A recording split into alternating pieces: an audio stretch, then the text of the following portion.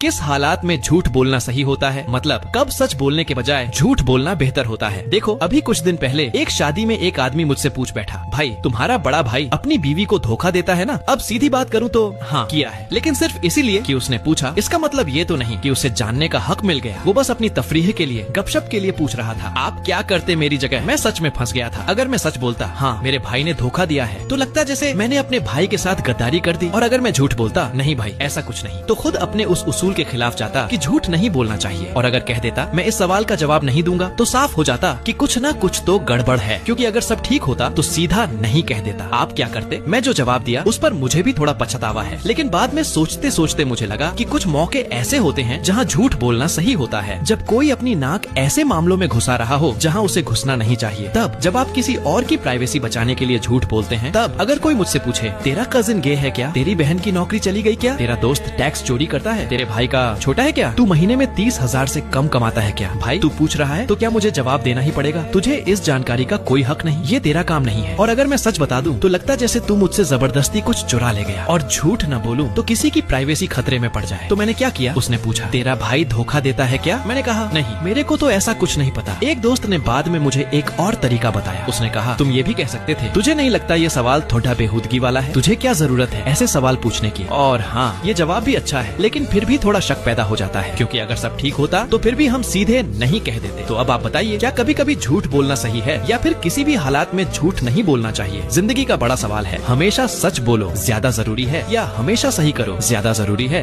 क्योंकि ये दोनों हमेशा एक जैसी चीजें नहीं होती।